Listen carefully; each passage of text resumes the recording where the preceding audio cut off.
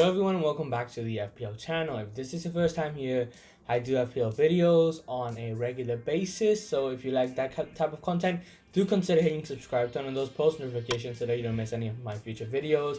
Give this video a like, share with your friends who play FPL. And today we are going to review Game Week 32, talk through my transfer plans for Game Week 33, and basically a rundown of my Game Week 33-11. Which pretty much is similar to Game Week 32 anyway, because it's not a wild card. So let's get straight into Game Week 32, which is a shitter of a game week. Like, genuinely, everything that could have gone wrong went wrong. And as you can see here, 52 points and game week rank of 3 million. The first 2 weeks I built up my team nicely. This week it basically just went boom, gone. So it kind of doesn't help. But let's have a rundown of the teams. My differential nearly paid off. Dubravka and Lascelles, that double Newcastle clean sheet could have been massive for me. Dubravka could have had a few bonuses, so does Lascelles. That could have been the difference between a 65 pointer and going up to something like a 40k, and a 52 pointer going down to 67k. And the way they conceded doesn't help either. It's a shit way to concede a goal and costed me about 10 points, which, yeah, doesn't feel nice, does it? Moving on, Trent Alexander-Arnold. Let's look at it from a positive side. That could have been negative points. Genuinely, City were rampant on the day and Liverpool couldn't handle them. And I'm just glad it's not positive, but it's not negative. So I'll take it and move on. And Doherty, 6-pointer, routine, nothing really special about Matt Doherty. But let's move on to the midfield. Let's start from the left-hand side. Steven Bergwijn, massively meh, 55 minutes. And we all know for sure he's the guy who has to go now. Genuinely, he is the guy who has to go. And moving into the middle, you have Sadio Mane. He had a couple of chances. He had a couple of good chances, but the problem is he didn't really take them, and City just dominated the entire match for him to have another good chance. Tony Martial, I switched from Bruno to Martial captaincy. It didn't pay off, but at the end of the day, my team won 3-0. I'm not really upset or anything. And Bruno Fernandez, well, genuinely elite. Elite performance for elite number of points. Kevin De Bruyne, rinse and repeat what I said about Bruno Fernandez. Penalties help. He's not really a prolific goal scorer. He's more times than not a long shot merchant who will get lucky and get a goal, and he will probably get like a couple of assists in like 3 weeks. But now he has penalties. He's become a totally different asset altogether. And he's already scored, 2 penalties? Or was it 3 penalties since the restart? That's Manchester United-esque numbers. So this is one of the main reasons why I want to keep KDB. Because my differential move was to go without him. Now I'm thinking, you know what? The penalty guy has to stay. So KDB staying. Raul Jimenez, basically rinse and repeat what I said about Dominic Calvert-Lewin last week. Had a couple of good chances. He didn't take them. Massively meh on the day. Just scrapped over the line. So massively meh. But the thing is, you know he's going to play. So I kind of stuck the vice captain on him in case one of these two got injured. Dominic Calvert-Lewin, I don't really think he played that well. But the fact is, right, I'm kind of persisting with Calvert-Lewin solely for the fact that this fixture is next. And I might look to sell him and buy him back later. Tottenham or shit defensively against Sheffield United. And the fact that he's not my priority transfer out. And there's not much really in that price bracket that I like.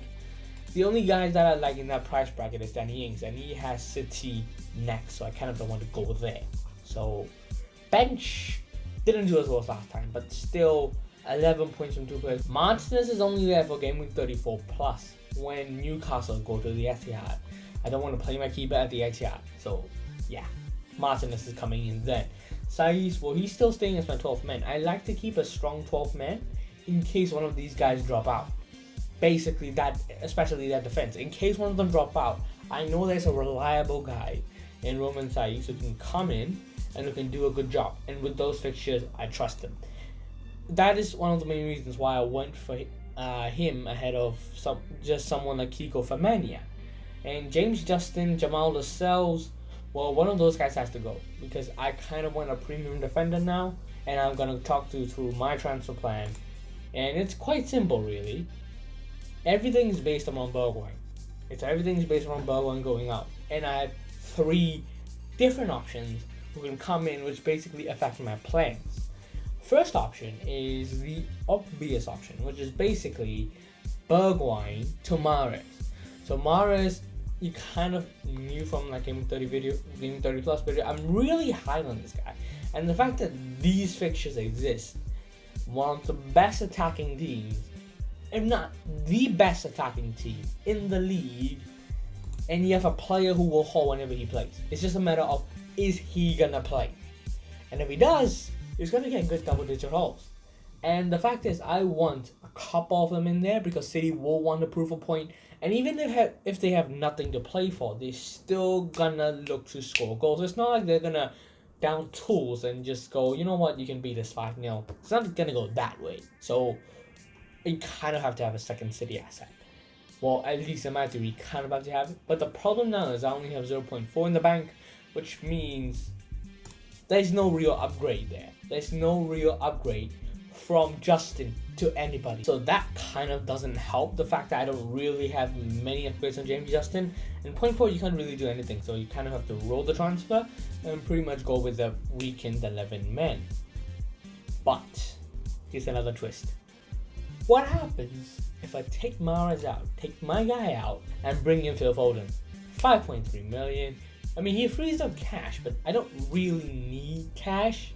But what it does is it allows me to go James Justin to Wan-Bissaka. And to those who follow me on Twitter, I'm really high on Wan-Bissaka. And with the fixture amount that we have, and the role that he's playing, which is basically the advanced like inverted winger role, he's gonna get a few more assists. Not in the way that he's gonna cross in like Trent Alexander-Arnold, but he's gonna make like the kind of assist he does to Mason Greenwood. That will be popular because he just passes to his right flank. And the fact is, him and Greenwood have a better relationship than him and James. You can see it within the Sheffield United game, and you can see it within the Brighton game. They have a good relationship, and you can see Wan-Bissaka is thriving of it. Same thing on the left side. So Shaw and Marcus Rashford are doing well. And the theory I have on why Marcus Rashford still hasn't scored yet is something along the lines of Marcus Rashford and Luke Shaw have switched places. Not in the way that one's become a left back and one's become a winger. It's in the way that when you build up, we usually have Shaw, Maguire, Lindelof, and then you have the midfield, and then you go to the wide players. Basically, Wan-Bissaka is always in the opposition box. He's not used within the build-up. He's more the final third guy. And the fact now is, Rashford is taking up sort of a wing-back role. By wing-back, I mean he's taking up the role Leroy Sané used to do last season. So it kind of becomes back 3 to Rashford, to Luke Shaw, or to midfield, and to Luke Shaw, who's overlapping and goes to the touchline, crosses it back to Tony Martial, Bruno, Pogba, whoever is there, or even Mason Greenwood. That is pretty much our go-to plan now. And I think that is one of the main reasons why Marcus Rashford hasn't scored yet. And what I think that changes, it has worked. But at the end of the day, I think it's just because Marcus Rashford has come back from a long injury. I don't really think he has that confidence to take on opposition defenders as of yet. And I think that's one of the main reasons why Ole Gunnar Solskjaer has opted for this approach. And I do expect that to change within the next 2 game weeks. If it doesn't, you kind of have the easy move to Mason Greenwood. And to those saying Mason Greenwood might be benched, he is our best right winger at the moment. So we kind of have to expect him to start. And when that is happening on the left flank, expect Mason Greenwood to be nil, because that right flank is working wonders. And yeah, speaking of this, Phil Foden, yeah, I kind of don't want a Man City asset. Well, let's just say I kind of don't want a Man City asset. I already said I want a Man City asset. I'm repeating on myself, and I don't know what I'm saying at the moment.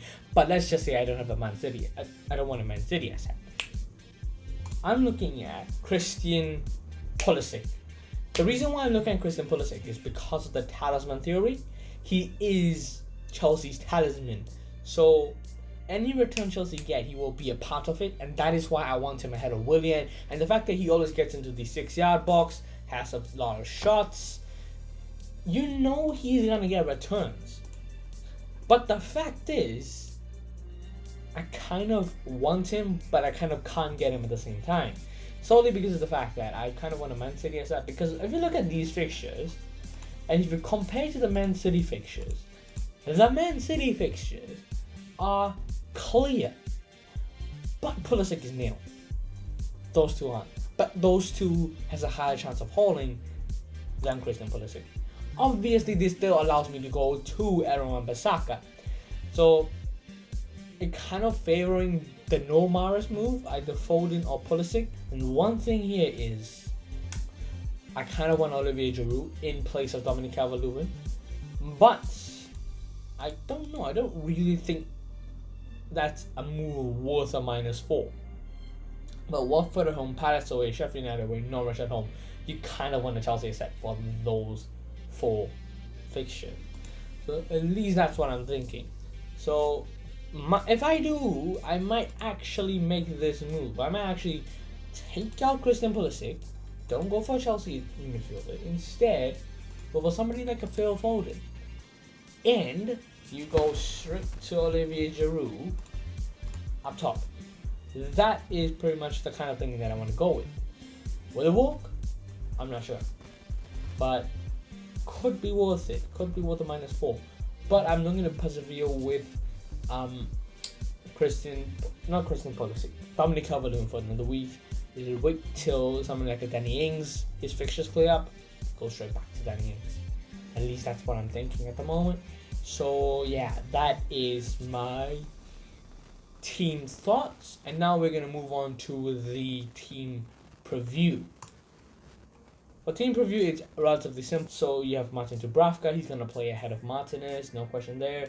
The back 3 all has home games. James Justin could be Aaron Wan-Bissaka, so that's something to look out for. The midfield 5, Bergwijn will become one of Foden or Pulisic, and I think those also have a home game. And then you have these 3. These 3 will be where my captaincy comes in from. Tony Martial has returned well at home. Fernandez, consistent. Sadio Mane faces an Aston Villa defense who are shite. So one of these 3 is going to come in. Then you have Kevin De Bruyne on the right side. Well, not on the right side, but he's there. Southampton away, going to be a tough fixture, but yeah, to be honest, right? Southampton away, I don't expect many returns, but this run, these 3 are where I expect the return to come from. And even these last 2, like this is pretty much City facing all the relegation threatened sides. So you kind of have to have at least 2 of them. 3 of them is that, if that's possible, but tripling up is because I already have 2 triple ups. I don't want to. I'm gonna have 2 triple ups if I go Wan-Bissaka. So I kind of don't want another triple up. So at least, yeah, I'm not thinking triple up. I'm not thinking triple up. And then you have somebody like Raul Jimenez and Dominic Calvert-Lewin. Raul Jimenez, Arsenal game is gonna be better for him because you know what, Wolves are better on the counter, and with Adama Traore probably gonna play, he might get a return. Dominic Calvert-Lewin against Spurs are shite defensively. Genuinely. How is Eric Dyer getting a fucking game? I don't know. So, yeah. Dominic Calvert-Lewin plays. Well, if he doesn't, Olivier Giroud will come in for him. And then you have the bench. The order picks itself. Nketiah's going nowhere from 3rd sub. Jamal Lascelles, he has a knock, so he's not going to play. Even if he does, he's not going to play. Double Newcastle defense has actually hit me with a sword, so I'm not going to play. Roman Saiz, again, 12 man. He's not going to get anywhere from a 12 man because I like the fixture, so probably I'm going to stick with it. And the fact that I have a good back 3, let's just say this is Wan-Bissaka. The fact that I have a good back 3 kind of helps. And a good midfield 5 along with a decent front 2. And so this is my team. What do you think of it? Do you like my video? Let me know in the comment section down below. And share this with your friends. Like this video. I'm not saying in the right order. Let's redo. So if you like this video, do consider hitting subscribe. Turn on those post notifications so that you don't miss any of my future videos. Give this video a like. Share with your friends. And if you want to see me on like a regular basis, me doing skits, vlogs, my personal channel will be in the description box, so it will be somewhere up there. Also, if you want to follow the Wolfpack YouTube channel, you can search FPL Wolfpack on YouTube. It will be there. I'll also do videos there. So yeah, thank you for watching, and I'll see you next week. Until then, take care. May your arrows be green, and peace.